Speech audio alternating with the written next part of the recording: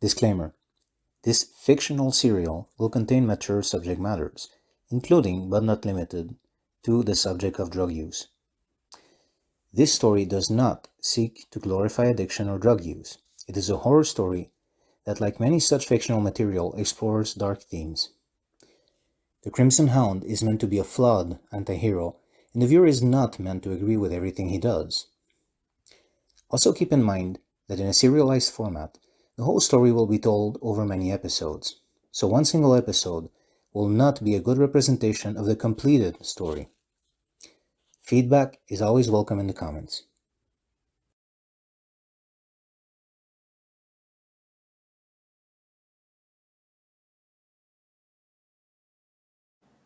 I'm actually just gonna hold until he's dead. Actually. Okay. All right. Well, I'm gonna hold until he's dead. And then I'm gonna check on the other two. I want to know if, let's see, the guy. Well, I mean, no, the guy who got shot is dead, but the guy who fell against the wall, is he unconscious or dead? It looks like he's dead. It looks like your kick probably crushed his sternum. Okay. Very well. Yeah, he's gonna actually he's gonna drink from the guy. Okay. He's gonna drink his blood. Yeah. He's just. All right. Yeah. Right now, I think it's again, this is very dark and twisted, but I think that will be the Hound's way of, in his own twisted, drugged mind right now, to regain control, if you will. Sure. Again, I'm not saying this is a good thing to do, but I think for that character in that moment, that'll be his way to feel like he's in control again. You know. Of course. Yeah. Okay. So, and what are again the mechanical effects, if any, of that? None. The only thing I didn't want to come up with a complicated blood drinking system or anything. Sure. I just wanted to go story. What he has that's basically supernatural, or he does have fangs, so like the D4 damage can be like unarmed attacks or fangs. He has the infravision. He can heal, so he can basically do cure light wounds only on himself once per day. All right. And the way I handle the whole bloodlust thing is, if he's fighting humans, to stop fighting, let's say he needs to retreat, or they are escaping, or they're retreating, or he needs to do a paralyzed saving throw to be able to stop.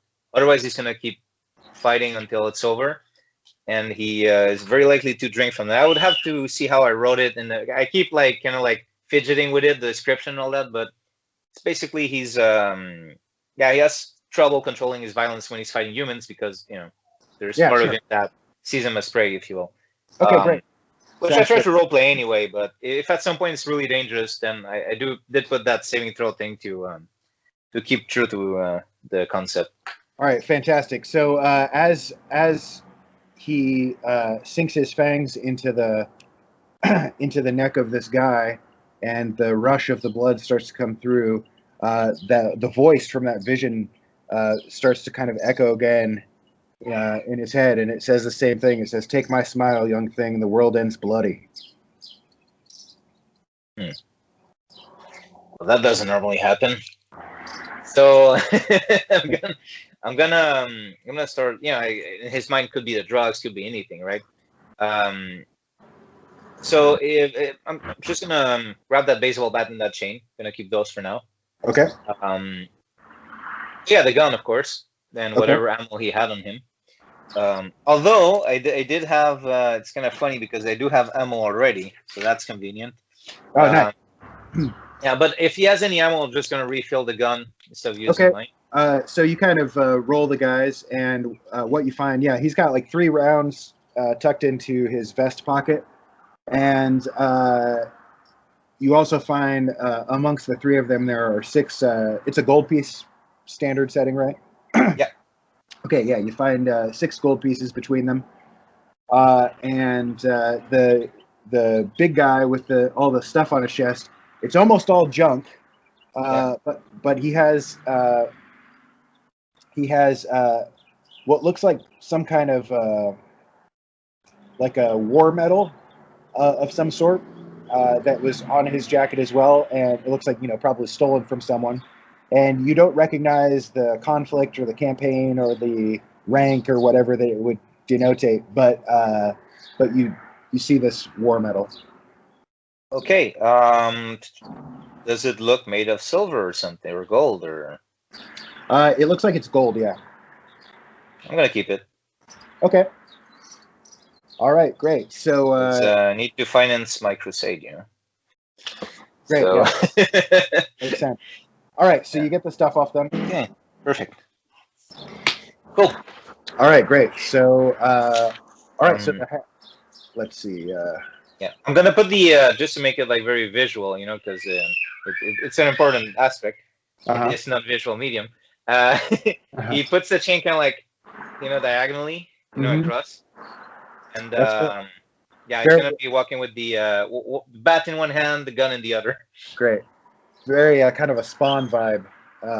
Yes, true, huh? Yeah. Yeah, great. Okay, so you get a little bit better sense of your surroundings. You essentially think you're nearby the slum scraper. In fact, you can kind of maybe see it like over there. You're like around the corner or something from the building that you were in with Skunk and whatnot. And so, you know, you kind of get your bearings. Like I said, it's very, very foggy. So you don't really see like a lot of what you're seeing because of the lights and whatnot. And the whole fog around this area has kind of a flickering neon, otherworldly essence to it from all the various, you know, neon lights here or there. But what are you going to do? Well, I'm gonna, to put it in these words, I'm gonna taxi driver it. I'm just gonna go to the building and like shoot my way to Skunk, because he has my magic sword. Yeah. All right, so you make your way to the same entrance to the building that you went in before with Julesy, and where the guy before was sitting with the Vex, you can see that now sitting on the stoop, there are two guys that look like gangers. They look kind of like the street punks you were just fighting, but they're a little bit more put together, and both of them has like an orange armband on, and you recognize that as a marking of the gang La Fuerza. And so yeah, you approach, and one of them kind of looks up at you, and neither of them say anything, but they both just kind of look at you expectantly, like kind of like, what the hell are you doing here? You know, like what are you about? Yeah, I actually kind of keep a poker face, so I don't know what they'll make of it. But for the Crimson Hound, it's a bit of an ironic nod, you know, like just keep going towards Skunk Building unless they try to do something, of course. Okay, go ahead and make another strength check here for intimidation, basically. So that would be a 12 in total. Okay, and your strength is what? 17. Okay, great. So that's a +2. Oh yeah, no. Oh my god. Sorry, I'm going. Yeah. So I got a 10, and my strength 17. Now is getting the die roll and adding up the bonus. Yeah, no worries. Okay. I GM a lot of Castles in Crusade, so it's all ability scores, but you go up. So it's really messing with me. Yeah. That's a common thing with using the ability checks, I find. Okay, so you kind of, you know, you maybe have like a little bit of blood, you know, kind of dripping from your from your lip or something. Yeah, definitely didn't take time to take care of that. That's definitely still there. Yeah. You got the chain wrapped around you. You walk up, and the two of them, they look like, in fact, one of them you can see has some kind of a pistol or a gun, you know, at his side. But they just kind of size you up, and they don't make any moves. They don't say anything. They just let you walk by. Amazing. Yeah. That's good. They don't know that, but I'm at 7 HP here. So yeah.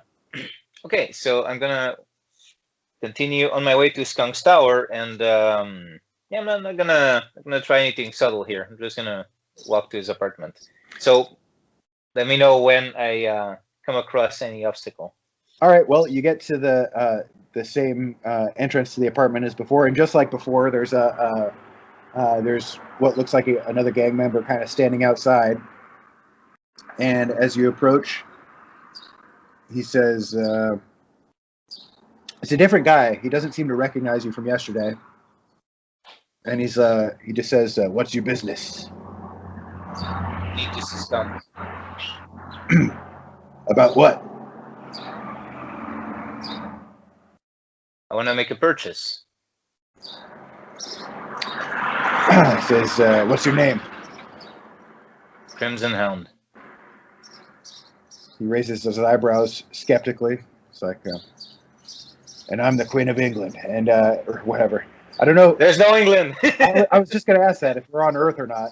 No, Okay, it's I made it just like its own world, kind of like great. you know, Yeah. like how OSR is not historical medieval time. It's Sure. the same. It's like Cyberpunk, but Sure. Okay. but you know what? The guy's giving me too much lip. I'm actually just gonna shoot him.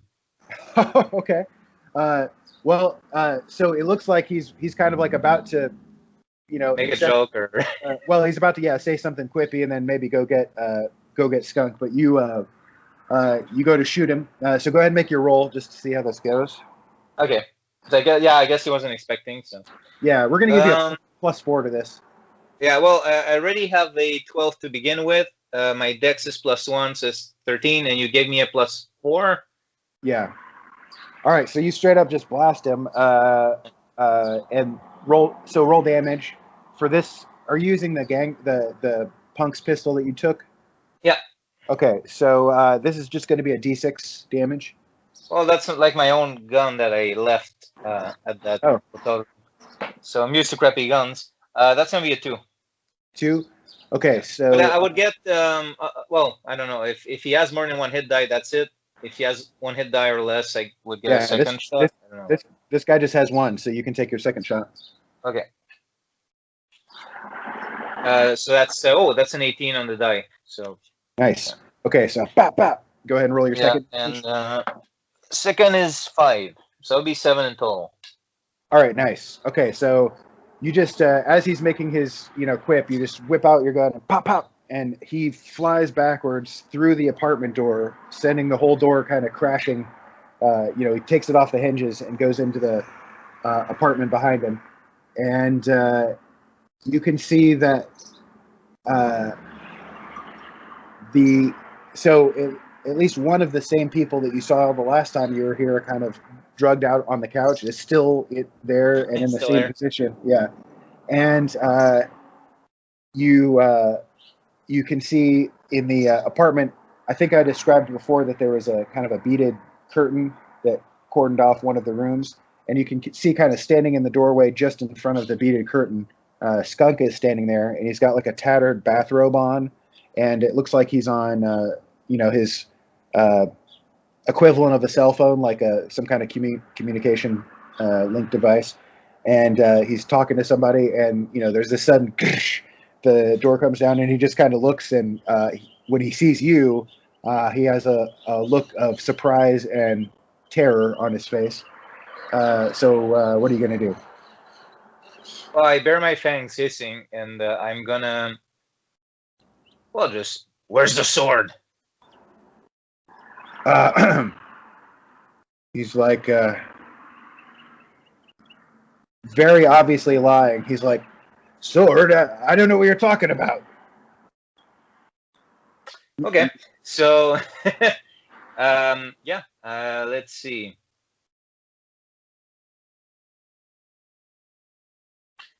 Where's the so wait, there's just to have a setup of the apartment, because I have many ideas, but let's see which idea I go with.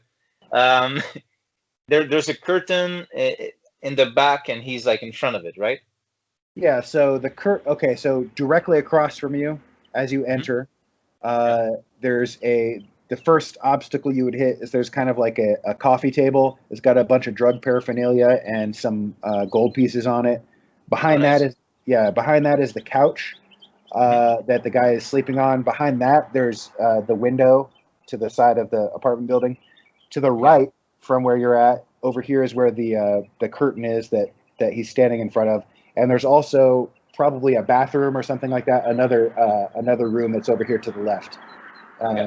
And also just to your right, inside the door, in the corner, there's a little kind of kitchen unit. very small and compact, and there's like it's gross. There's like it looks like it's mostly used for manufacturing drugs or something. There's all kinds of chemical bottles and stuff sitting around, and there's just kind of a grungy kind of sludge around that area. Okay, so he's like, okay, man, just be cool, just be cool. You say you're looking for a sword? Okay, so I'm gonna go to him and I'm just gonna, yeah. I don't know how you want to handle this mechanically, but with a baseball bat, I'm gonna swing for his kneecap. Okay. So I want him like conscious, but I don't want him moving much, or he can squirm, but not. All right. Well, as it turns out, Skunk is not really much of a combatant. Okay. He prefers to have his his goons do his work for him. So you basically thrash him right across the knee, and he just cries out in pain and drops to the ground. And let's see, at the moment, there's no reaction from the guy asleep on the couch or anything like that. You don't hear any other, it doesn't seem like anyone else is in the apartment as far as you can tell. So he screams out, he drops down and he's like, "Oh, okay, man, okay. I took your sword. I'm sorry. I didn't mean to. You kind of left it behind. I just put it in the other room." He's like, "Please, spare me. I'll tell you whatever you want." Okay, first of all, you're gonna crawl to where the sword is, and I'm gonna be following you. And I am at him with my gun. Start crawling, and let me know if there's anyone in the room. All right. He's like, okay. Give me a second. And he kind of starts, he's obviously in great pain, and he crawls through the beaded curtain. And I follow him, but I keep my gun at him, so if there's anyone there, Okay. So you enter a dark bedroom that's got like kind of like dim, kind of halfway malfunctioning Christmas lights, basically, kind of tacked around, and they're kind of like dimly flashing, kind of neon green. Again, it's a bedroom. There's all kinds of drug paraphernalia scattered here and there, and there is a what looks like kind of another drugged out woman lying in the bed there. She's just like, it looks like she's passed out sleeping, and he crawls in there, and at the foot of the bed there's kind of like a big old chest, and he pops it open, and you can see inside there's a few different items. There's like one of the Vigilari gas masks, and some other miscellaneous items, but your sword is right there on top, and he he doesn't actually pull it out. He's just gonna he's like, "It's right there. Okay.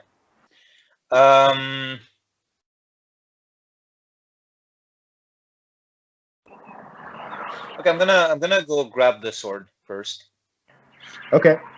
All right. So you pick it up, and very well. It feels light and magical in your hand. Perfect. I'm also gonna keep the gas mask because that might be useful. Sure. It's gonna be like awkwardly tied to my belt because I don't have my backpack we established. Okay. So normally I have like a flat backpack behind the cloak, but it's back at the apartment, the Hound's apartment, not the one he woke up in. And is there anything else of interest in that chest? Yeah. Let's see. So there's going to be some money. There's like just money kind of scattered around the bottom. Okay. And it's a pretty good stash here. Let's see. Yeah, there's about 63 gold stashed inside there. Wow, that's really good for me. Yeah, there's also several dozen doses of Vex, and also some bundles of what looked like the Geist drug that he gave you. Okay. So Vex is the one where you can see ghosts, right? That's right. I'm gonna leave the Geist alone. Yeah, it's a hell of a thrill, but you know what? It's kind of like this has already been a good lesson in being careful what you like put in yourself and not fall asleep. You know. Sure. I'm gonna keep the one where you can see ghosts, though, because that can certainly be useful for him. If Oh. you know, like yeah. One other detail. So Yeah. in his in the bedroom, there's also, so maybe you didn't see it immediately when you walked in, but on the wall towards the foot of the bed, so basically behind you as you walk through the beaded curtain, or kind of behind you and to the right, there's a staticky vid screen that's just got like some random city news station on it. And you notice that there's there's like a well-dressed reporter on there amidst the static, and he's talking to some pundit. And you notice that the ticker that's running under it mentions that it says it looks like it's reporting an outbreak of violent murders, and it says seemingly linked to new street drug. And basically, it's just a ticker, so it's basically saying the same thing over and over again. But okay, do they? And I imagine they. Now you mentioned in the previous session that the way it works is like it's kind of like news, but that is localized to different parts of the city, right? Or is that like a more generic one? Basically, what I'm trying to find out is, are those murders in the neighborhood that I'm in at the moment? Right. Okay. So this is more of like a citywide type of broadcast. And although it does, you don't see or anything, specifically mention the neighborhood that you're in. There is one, we'll say, as these pundits are talking on the screen, it kind of cuts to a shot of a field reporter, and he's actually standing in an alley that is in the same neighborhood. You recognize it as not like the same alley, but it's definitely in the same neighborhood. And he's kind of standing there like, and he motions down, and it's like horribly more graphic than any like real world news would be. Motions down, and there's a body in this alleyway that's just been absolutely butchered with like some kind of sword or knife or something, and there's just viscera everywhere. And you can't hear what he's saying because the sound is turned down and stuff at the moment, but he's just kind of standing there talking and reporting about it. So anyway, you get the impression that it may not be isolated to this area of the city, but it's definitely something that's going on in this area of the city. Yeah. So I am gonna take the one that allows me to see ghosts or makes me think that I am. How many doses are there in the trunk? There is quite a bit. Let me see here. All right. There's going to be in this trunk alone. There are going to be 18 doses of Vex. Okay. Have I figured out if Vex was the drug I was on where I forgot stuff? No. Was that Geist the other one? That was Geist. Geist was the one that apparently you were slipped or whatever when you interacted with Julesy, and Vex is the one you'll remember. The last time you were here, you actually took it from the guy that was at the entryway to the building. And that's where you initially started to see Julesy in kind of ghost form. So what I do is I just throw aside the baseball bat, and like once the scabbard is properly at my waist, I draw the sword and I turn to Skunk. And now this is the part with you where you really tell me what's going on. All right, man. Whatever you want to know. It's like, just don't just spare me. Don't hurt me anymore. I'll let you know what you want. Did you give me that first drug when I met Jules? He says, I didn't give you anything. I just sold it. I just sold it to her. So the only moment you came into my life is when I was already with Julesy at the bar. I mean, it was a few nights ago, but yeah, as far as I remember, I go to let's see, what was that bar called? That was the Crab Apple Pub. He's like, I go to Crab Apple all the time to sell. It's one of my standard spots. In As fact, he says that, I checked to see how long I've been passed out. You know, like between the moment when I took the drug in this apartment and I woke up in the trash all right. container. Well, I believe it was daytime when you approached the building initially, and given that it's night, I'll say that it's been probably about 8 hours. Okay, because he said a few days ago, and okay, but the recordings with. That's right. So it wouldn't have been a few days ago. It would have been. Okay. That's the previous day. Yeah. Okay, perfect. Just making sure, because it could have been very possible that he was passed out in the apartment for a few days, and they were like, "Okay, let's throw him." Right. Okay. Very well, Skunk. Now this is the next part, and I kneel next to him, like like sorted down, kind of like. Mm-hmm. Who gives you your Vex? All right. You see a look of kind of fear across his face, and the way you read it is that he knows that he has to tell you, but he knows that he's going to be in deep trouble if he tells you. So he hesitates a little bit, but he says, he's like, one thing. I don't tell him, but I actually start recording. Oh, okay. I don't let him know, but I start recording this. That's devious. I like it. Right, I might be an asshole about this. Yeah, that's great. I think you're probably justified at this point. All right. So he says, now look, I've never met her in person. I don't know if it's a pseudonym. I've only dealt with her people, but the drug, it's been given out freely. We're able to make great profit by selling it by this some dame called Geist. Can you, for me, the player, can you just repeat that name, please? Yeah, Geist. So Mater Geist. Okay. Does she also, on top of the Vex, does she also give you the Geist? I imagine so, right? It says my Vex comes from a different supplier, totally different. But she's the source of the Geist. And just to, out of character again, because just to make sure I don't get the two mixed up. So the Geist is the one that you don't see. Yeah, Vex is the ghost, and Geist is the one that's making people go. It's basically the opposite of what you would think given the names. Yeah. Again, if I had this, but oh well. But anyway, so yeah, he says it's brand new to the market. It's only been on the street for a few weeks. Okay, so Matter Geist gives you the Geist, and Vex is given by.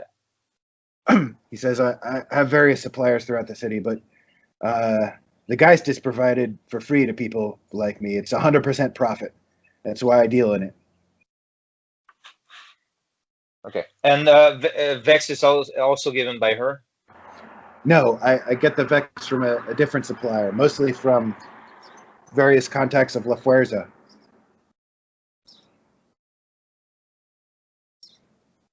And also, I would say that Vex is it's not a common street drug, but it's a street drug that the Hound would have heard of before, whereas Geist is clearly, he hasn't heard of it. It's probably new to the market.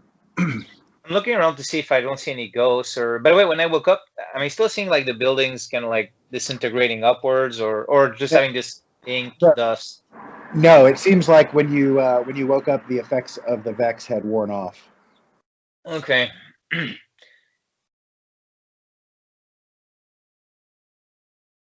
So, okay. So I stopped recording, and I look at him. You took something of mine and left me vulnerable. What I'm gonna do is I'm actually gonna drag him to the drug cooking table, I imagine there's like flames and stuff. Yeah, like a little Bunsen burner or something. Yeah. Yeah. So, oh yeah, the burner would be pretty small, right? Yeah, relatively. Yeah.